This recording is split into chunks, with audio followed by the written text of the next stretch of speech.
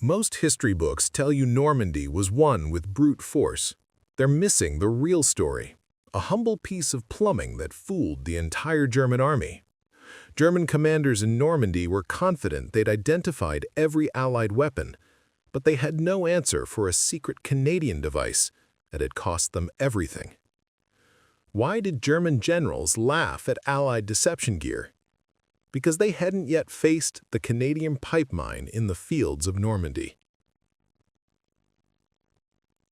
History remembers the Normandy landings, the 6th of June, 1944, as the Great Crusade, a massive, overwhelming display of Allied power. We see the footage of thousands of ships, the skies dark with planes, the beaches stormed by brave men, and it's easy to believe that the war was won right there, that the sheer weight of American, British, and Canadian industry simply steamrolled the German defenders. But this is a comforting fiction. The truth, as any man who was there would tell you, was far more difficult and far more terrifying. The war was not won on the beach. In fact, just weeks after D-Day, the entire Allied invasion was on the verge of catastrophic failure. We were stuck, trapped in a nightmare landscape that the generals had tragically underestimated. The problem was a place. We call it the Bocage, the Hedgerow country of Normandy. To the planners in England, it just looked like farmland on a map, but to the men on the ground, it was a fortress. Each field was a small, sunken box, surrounded by ancient earthen mounds 10 feet high and crowned with thick, tangled hedges and trees. These weren't the neat hedges of the English countryside. These were natural walls, built up over centuries with roots so deep they could stop a tank. The roads were narrow, sunken lanes, perfect for ambushes. Every single field, every intersection, every ditch became a prepared killing ground. The Germans, masters of defense, had turned the Bocage into a meat grinder. The Allied plan had called for a rapid breakout. The British and Canadians were supposed to capture the vital city of Caen on D-Day itself, or perhaps the day after. The Americans were to swing west, take Cherbourg, and then pivot south. But the plan shattered the moment it hit the Bocage. Caen, which was supposed to fall in a day, held out for over a month. The Allies advanced not in miles, but in bloody, hard-won yards. Morale was plummeting. The sheer, grinding attrition was horrifying. We were losing men at a rate that planners had not thought possible, and we were gaining almost nothing for it. The reason for this stalemate wasn't just the terrain, it was the defenders. Waiting in this fortress were not just standard Wehrmacht infantry, they were some of the most hardened, best equipped, and most fanatical troops the Third Reich possessed. The Canadians in particular found themselves staring down the abyss, the 12th SS Panzer Division, the Jugend. These were young men, true believers, led by hardened veterans from the Eastern Front. They were equipped with the best tools in the German arsenal. They had the Panther tank, whose sloped armor our Sherman tank's 75mm guns often couldn't penetrate. And they had the most feared weapon on the battlefield, the 88. The 88 was not just one gun. It was a family of high-velocity cannons originally designed for anti-aircraft use. But the Germans, with their typical grim efficiency, realized that a gun designed to hit a fast-moving bomber thousands of feet in the air was even more devastating when turned horizontally against ground targets. The 88 could kill a Sherman tank from over a mile away, long before the Sherman was even in range to fire back. The German defenders would create what they call the puck front, a wall of interlocking anti-tank guns with the 88s as the centerpiece, hidden in the hedges. An Allied tank column would advance down one of those sunken lanes, and in a matter of minutes, the entire column would be a graveyard of burning steel. This was the first part of the German defensive equation: superior tanks and superior anti-tank guns hidden in a landscape that was a natural fortress. But there was another layer, a deeper, more insidious threat that haunted every footstep the Allied soldier took. Before our men even saw the 88s, they had to cross the minefields. And the Wehrmacht were the undisputed masters of mine warfare. They didn't just lay mines, they composed symphonies of destruction. They used them to funnel our tanks into the killing zones of their 88s. They used them to protect their flanks. They used them to terrorize our infantry and break the will of our advance. We're talking about millions of mines. The Teller mine, the plate mine, was their main anti-tank weapon. A simple, devastating pressure-activated disc that could blow the track off a Sherman and kill the crew. But the Germans were clever. They knew we would try to find them, so they'd add anti-handling devices. A soldier would find the Teller mine, try to lift it, and a second detonator underneath it would explode, killing the engineer.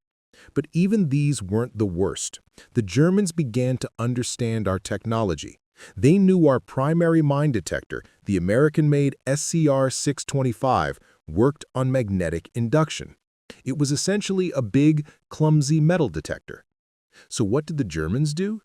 They started building mines out of wood, out of glass, out of concrete. The most infamous was the shoe mine, or shoe mine. A small, simple wooden box just big enough to hold a block of explosive and a simple fuse. It was designed to blow a man's foot or leg off, not to kill him. The Germans were cruel, but they were practical. A dead man is one man out of the fight. A wounded man screaming in a minefield takes 3 or 4 other men out of the fight to rescue him. It was a psychological weapon. And because it was made of wood, our detectors were completely blind to it. Then there was the Regal mine, a long wooden bar, like a plank, designed to catch the entire width of a tank track. Again, almost entirely wood. So this was the box the Allies were in. Every field was a potential minefield. Every road was a death trap. The tools we had to clear them were failing us. An engineer with an SCR-625 was a dead man walking if the field was full of wooden mines. The only other way to clear them was by hand, probing the ground inch by inch with a bayonet, often at night while listening for the click of a German machine gun bolt. It was slow, terrifying, and unsustainable. The other option was the flail tank, one of Hobart's funnies. This was a Sherman tank with a giant rotating drum on the front covered in heavy chains. The drum would spin, the chains would beat the ground, and any mine in its path would detonate. It was a brutal, effective tool, but it had 2 massive, fatal flaws. First, it was slow. It crawled at a walking pace. Second, it was the loudest, most obvious machine on the battlefield. The moment a German spotter saw a crab tank, as they were called, start its drum, he knew exactly where the Allied attack was coming. Every 88, every mortar, every machine gun for miles around would zero in on that tank. You could clear a path, yes, but you were painting a giant "shoot here" sign for the enemy.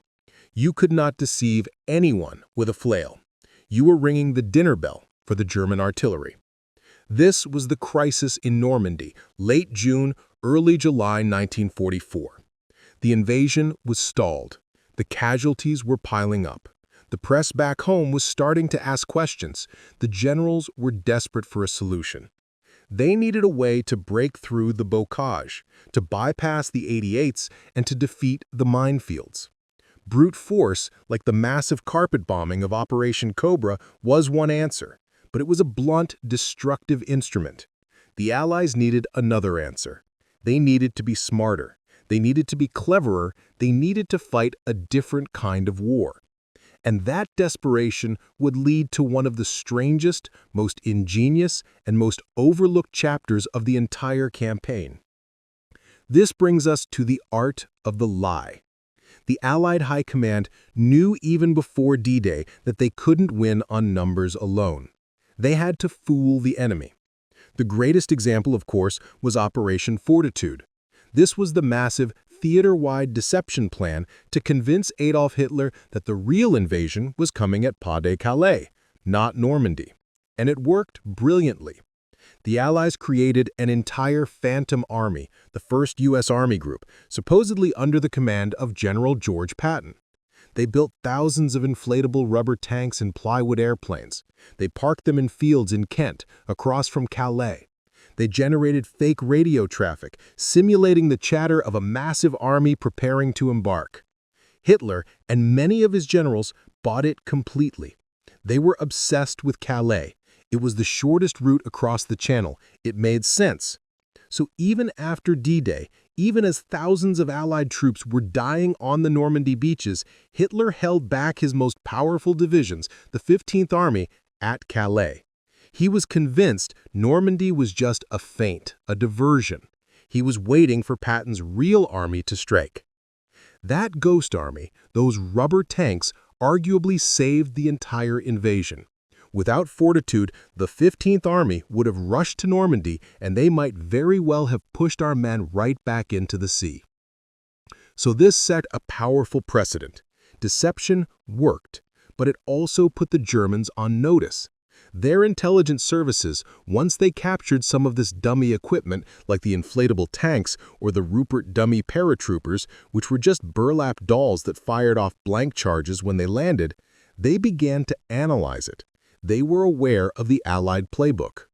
And this is where the German arrogance, their fatal flaw, comes into play. German after-action reports and intelligence summaries from that time often describe this Allied deception gear as crude, obvious, or laughable. They felt that they, the master race, could not be so easily fooled by such simple tricks.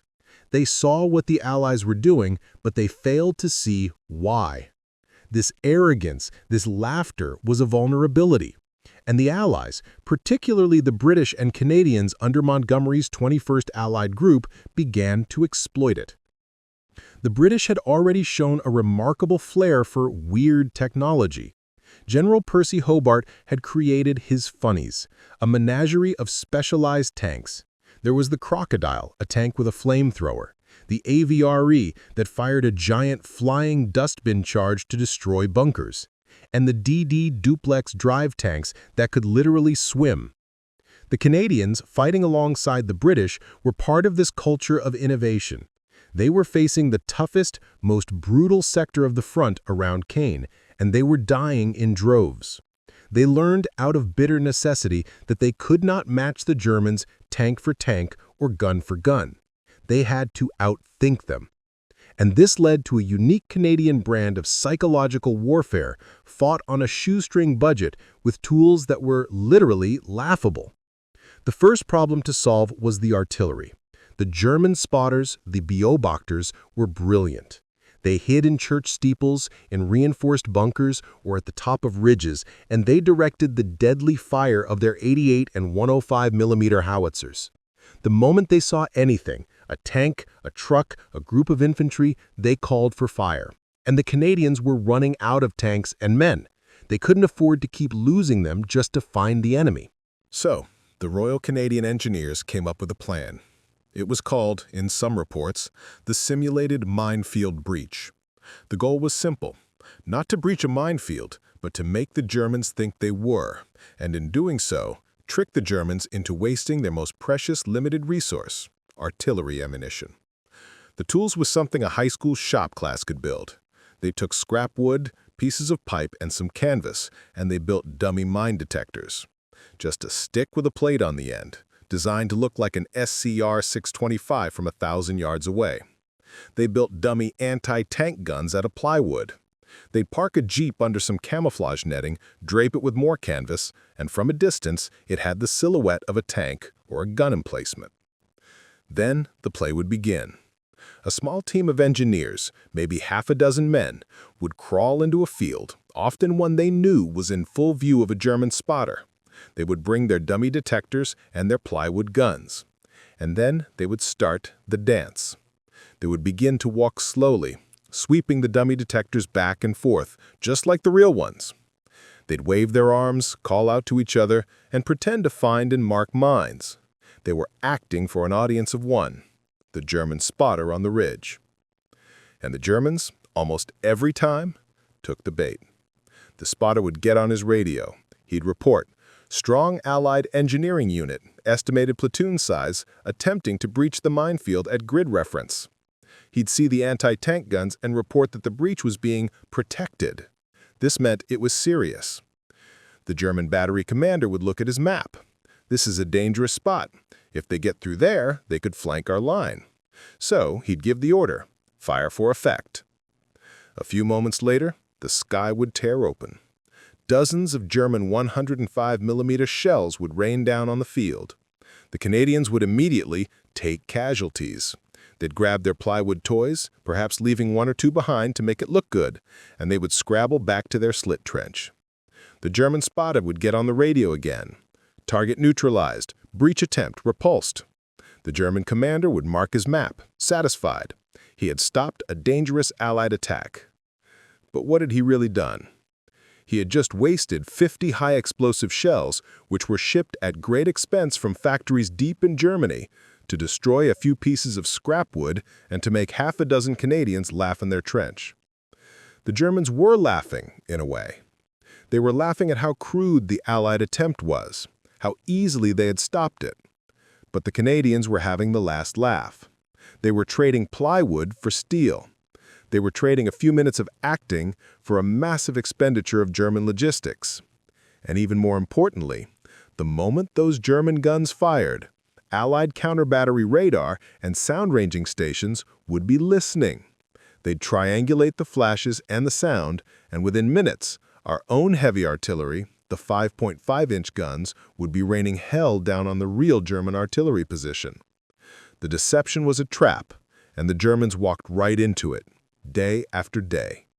This level of detail, this story of men willing to draw enemy fire just to waste the enemy's time, is the kind of history that gets lost in the headlines. We believe these details matter. This is the real story of the war. If this is the kind of history you find valuable, we'd be honored if you'd consider sharing this video with a friend, or perhaps in a veterans group or a history forum with someone who you think would also appreciate it. It's truly the best way to help these forgotten stories find the audience they deserve. Now, this tactic was brilliant for wasting German ammunition and for finding their guns. But it didn't solve the other problem. How do you actually get men across a minefield quietly? How do you conduct a sneak attack, a night raid, or run a communications line to an observation post when the ground itself is seeded with death? You couldn't use the dummy detectors for that. You couldn't use a flail tank. You needed something else, something absurd. This brings us to the second piece of laughable gear, the pipe pusher. This tactic was so simple, so low-tech, that it sounds like something from the First World War. And that's precisely why it worked. The device was nothing more than sections of 3-inch pipe, either metal or fiber, each about 6 to 8 feet long. The operation was a masterpiece of tension and bravery. A team of Canadian engineers, usually just 2 or 3 men, would crawl out under the cover of darkness. They'd find a shell crater or a deep ditch at the very edge of a known German minefield, and they would begin their work. They would take the first section of pipe. They would lay it on the ground, pointing into the darkness of the minefield, and they would gently begin to push it. They would push it forward, sliding it along the ground. They were moving it slow enough to feel for any resistance. The goal was to slide the pipe under the tripwires of the shoe mines. A shoe mine's fuse was a simple lever. If a tripwire pulled it, or if more than about 10 pounds of pressure came down on it, it would detonate. But if you slid a smooth pipe under the wire or over the top of the mine's pressure plate, you could, with enough care, bypass it completely. Imagine the scene. Lying flat on your stomach, in the mud, in pitch black. You can hear the Germans muttering in their trenches 100 yards away. A flare goes up, and you freeze, pressing your face into the dirt, praying you're invisible. The flare dies. You go back to work. You push the pipe. 6 feet. You stop. You unwrap the next section of pipe. You carefully screw it onto the end of the first one. And you push again. 10 feet. 15. You hit something. You freeze. Is it a rock? Or is it the edge of a telemine? You pull back an inch. You push again, gently, trying to angle the pipe over it. For hours this would go on, pushing, connecting, pushing, connecting. If the German patrol or a flare did spot them, what would they see? They'd see a handful of men pushing a drain pipe into a minefield. It looked like absolute madness. It made no sense. It was, to them, laughable, suicidal. In fact, there are anecdotes after the war of captured Canadian engineers being interrogated about this, and their German captors refused to believe them. They thought the Canadians were mocking them, that it was some kind of elaborate joke. They couldn't comprehend the purpose of this insane tactic. But the purpose was genius. The pipe wasn't the weapon. The pipe was a tunnel. It was a secret conduit, a protected highway built right under the enemy's nose. Once the pipe had been pushed all the way across the minefield, sometimes hundreds of yards, the engineers had options. Sometimes they would simply use it to pass their communications wire through. Now a forward observation post could have a secure landline back to headquarters, a line that couldn't be cut by artillery because it was inside a pipe, under the minefield. Other times, they would use it for demolition. They could push a Bangalore torpedo, a long tube filled with explosives used for cutting wire, right through the pipe. This allowed them to detonate a charge and cut the enemy's barbed wire on the far side of the minefield completely silently until the moment of the explosion. Or they could rig the pipe itself with small charges to be detonated on command. This would simulate an attack, making a lot of noise, drawing German machine gun fire and mortars to the wrong part of the line, while the real Canadian commandos infiltrated somewhere else. The Germans laughed at the pipe. They saw it as a sign of Allied desperation or stupidity. They failed to understand that they weren't watching a failed attempt at mine clearing. They were watching a successful act of psychological and engineering warfare. The pipe pusher, like the dummy detector, used the Germans' own arrogance as a weapon against them. The Wehrmacht was looking for massive, obvious threats like the flail tank. They were not looking for a piece of plumbing.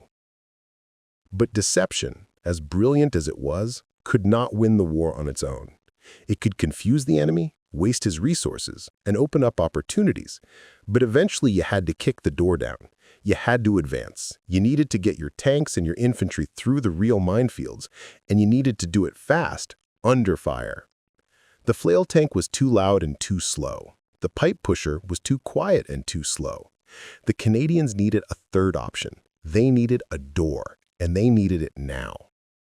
This is where the real pipe mine from our title enters the story. Its official name was the Conger Line Charge, and it was the polar opposite of the subtle, sneaky pipe pusher. It was an instrument of pure, terrifying brute force. The concept itself wasn't new. The standard Allied tool for this job was the Bangalore torpedo, which was invented back in World War I. It was a long, thin metal tube packed with explosives that soldiers would have to physically push across the ground into barbed wire or a minefield. But it was heavy, clumsy, and short. You'd have to link many of them together, all while under enemy fire. It was a suicide mission. The British and Canadians knew there had to be a better way. A British officer, Captain Millis, had the initial idea. What if, instead of a rigid metal pipe, you used a flexible hose? And instead of pushing it, what if you pulled it? And what if you pulled it with a rocket? The initial experiments were terrifying. They tried filling a long canvas hose with liquid nitroglycerin. In one of the first tests, the device was laid out, the rocket was ready, but something went wrong. The entire hose detonated prematurely. The explosion was colossal. It left a crater the size of a house and vaporized the carrier vehicle. The observers were horrified. Liquid nitro was just too unstable, too dangerous. But the idea was good. The Canadians, among others, picked up the project and refined it. They made a critical substitution. Instead of liquid nitroglycerin, they would use the new, more stable 808 plastic explosive, or PE. This was a pliable, putty-like explosive that was much safer to handle. The system they developed was a marvel of battlefield improvisation. The Conger, as it became known, was typically mounted on a universal carrier, that small tracked vehicle the Commonwealth used for everything. In the back of the carrier, they mounted a large bin which held hundreds of feet of 2-inch diameter canvas hose, all packed with this plastic explosive. On the front of the carrier, they mounted a launcher for a 3-inch or 5-inch solid fuel rocket. This rocket was attached to the end of the hose by a strong cable. A small sled was often placed under the rocket to keep it from digging into the mud when it launched. The operation was a violent 2-part symphony. The carrier would drive as close as it dared to the edge of the minefield. It would aim the entire vehicle, which was the only way to aim the rocket. This was notoriously inaccurate. A sailor, often borrowed from the Royal Navy, would stand on top and fire the rocket. There would be a deafening whoosh. The rocket would scream across the sky, trailing the long snake-like hose behind it, which unspooled from the bin. The rocket would slam into the ground 200 or 300 yards away, pulling the hose taut across the minefield. The carrier would back up to safety. The engineers would wait a moment for the hose to settle, and then they would hit the detonator. The explosion was not a boom, it was a cataclysm, a linear earthquake. The massive, concentrated blast wave from hundreds of pounds of plastic explosive detonating at once would rip the earth open. This blast wave didn't just set off the mines it landed on, it created a sympathetic detonation. The shock was so violent that it would set off all mines, pressure mines, tripwire mines, even tilt rod mines, for several yards on either side of the hose. In the span of about 30 seconds, from launch to detonation, the Conger had blasted a perfectly clear path, 200 yards long and about 20 feet wide, right through the heart of the German defense. But it came at a cost. The Conger was, without question, the loudest thing on the battlefield. The rocket launch, the explosion, it was a giant flaming arrow pointing directly at the point of attack. There was no deception here. This was a breaching tool, a sledgehammer. It also used a massive amount of the new plastic explosive, which was a rare and precious resource. So you couldn't use it lightly. You could only use it at the precise, critical moment of a full-scale assault, usually under the cover of a massive artillery barrage of your own. So now, by the high summer of 1944, the Canadians in the Normandy pocket had developed two completely opposite but complementary sets of tools. On the one hand, they had the laughable gear, the dummy detectors and the silent pipe pushers. These were tools of deception, of asymmetric warfare, designed to misdirect the enemy and win the psychological battle. On the other hand, they had the Conger, a tool of pure, unadulterated brute force designed to kick the door in. The stage was set for these two philosophies to come together in one of the most decisive and overlooked battles of the Normandy campaign. The setting was August 1944. The Americans to the west had finally broken through the German lines in Operation Cobra. General Patton's Third Army was loose, racing across the French countryside. But this breakout was only possible because the hinge of the German line, the anchor, was still holding firm at Caen. And that hinge was being held by the 1st Canadian Army. Their job was to keep the best German divisions pinned down, to absorb the punishment so the Americans could break free. But now it was their turn to attack, to shatter that hinge and trap the entire German army in what would become the Falaise pocket. The man in command was General Guy Simonds, and he was facing an impossible problem. His objective was the high ground along the main road to Falaise, particularly Verrières Ridge. This was open country, gently rolling fields. It was not Bocage, it was a tanker's paradise. And it was defended by the absolute elite of the German war machine, the 12th SS Panzer Division Hitlerjugend, led by the ruthless and brilliant Kurt Panzer Meyer. The ground was seeded with massive minefields, and every slope was covered by the interlocking fields of fire from hidden 88s and Panther tanks. A daylight frontal assault, like the British had tried and failed at Goodwood, would be mass suicide. Simonds, a master of innovation, devised a radical plan. It was called Operation Totalize. It would be a masterpiece of combined arms, deception, and technology, and it would rely entirely on the new tools the Canadians had perfected. The first phase of the plan was pure deception. For 48 hours before the main attack, Simonds activated his laughable gear. He sent his dummy detector teams and his pipe pusher units to probe the flanks of the German line, far to the east and west of his intended axis of advance. And Panzer Meyer, for all his skill, fell for it. German after-action reports from those 2 days are filled with entries about strong Allied probing and mine-clearing operations on the flanks.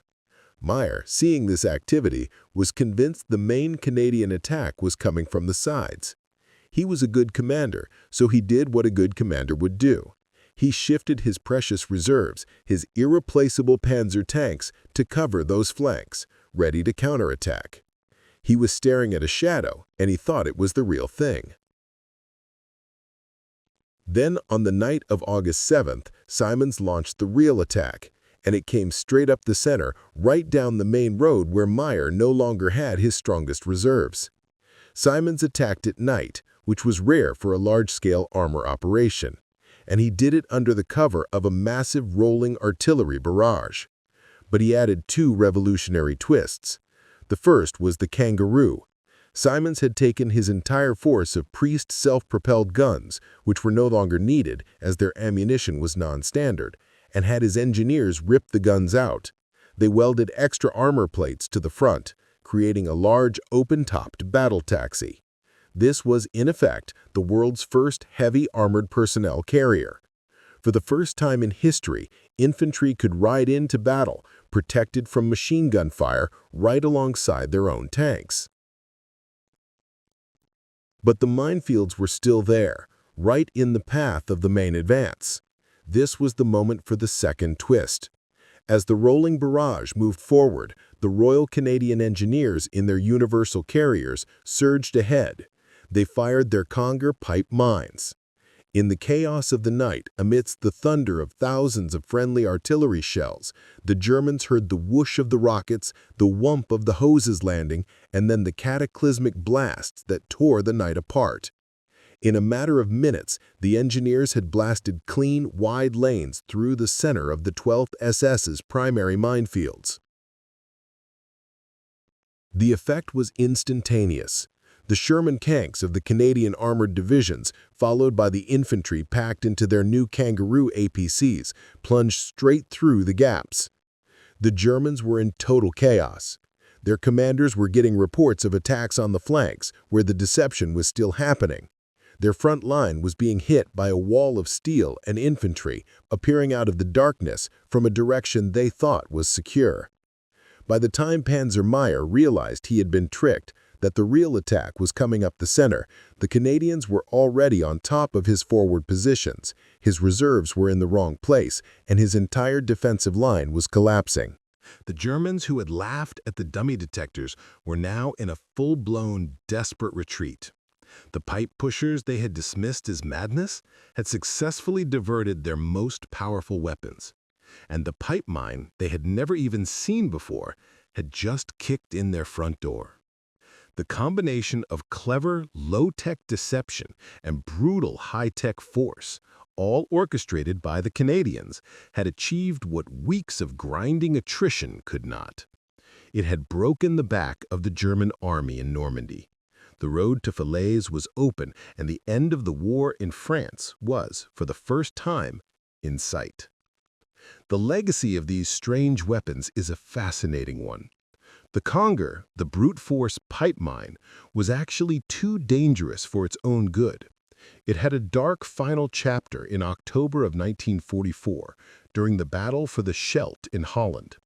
A carrier packed with a Conger charge was hit by German fire in the town of Eisendieke. The resulting explosion was beyond comprehension.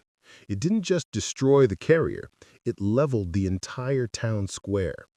Dozens of Canadian soldiers and Dutch civilians were killed in an instant. The weapon was deemed too unstable, too volatile, and it was quickly withdrawn from service. But its idea was sound. The concept of a rocket-fired line charge was adopted by the Americans, who created the M20 Mine-Clearing Line Charge, or MICLIC. It uses a more stable explosive, but the principle is identical. A rocket pulls a hose of explosives across a minefield. It is a direct descendant of the Canadian Conger, and it is still the primary breaching tool used by the U.S. Army and Marines to this day. When you see footage of Marines in Iraq or Afghanistan firing a Miklik, you are watching the ghost of that Canadian invention from Normandy. The deception gear, the pipe pushers and dummy detectors, faded more quietly into history. They were the tools of a specific moment, a specific problem, but their legacy is in many ways more profound. They represent a mindset. They prove that in the crucible of that awful, grinding war, the Allied soldier, and specifically the Canadian soldier, was not just brave, he was smart, he was adaptable. He could look at a piece of scrap wood, a piece of plumbing, and see a war-winning weapon. The Germans laughed at the gear because they could not understand the mind that had created it. They were beaten by a form of asymmetric warfare that used their own arrogance, their own rigid thinking, as a weapon against them. The Wehrmacht, for all its tactical brilliance and terrifying efficiency, was ultimately undone by a combination of overwhelming industrial might and a kind of back-alley cleverness, a battlefield ingenuity that they simply failed to anticipate. They laughed at the pipe mine, but the Canadians used that laughter as a smokescreen, and they had the last laugh on the long and bloody road to Falaise. These forgotten stories of ingenuity are what drive our channel. We're always searching for the next one, the next hidden piece of history that shows how brains, not just bullets, won the war. If you have a story of battlefield innovation from any conflict that you feel the world has forgotten, please share it in the comments below. We read every single one, and your suggestions truly help us build this community of history lovers. The key lesson from this, really, is that victory in that long, hard war wasn't just about steel, it was about brains. The Canadians used these humble, almost comical tools to win a psychological war before the real battle was even joined. They proved that the most powerful weapon in your arsenal isn't always the biggest gun. Sometimes it's the one your enemy doesn't even understand. Thank you for lending us your time and your attention today. We appreciate it more than you know. We'll see you on the next one.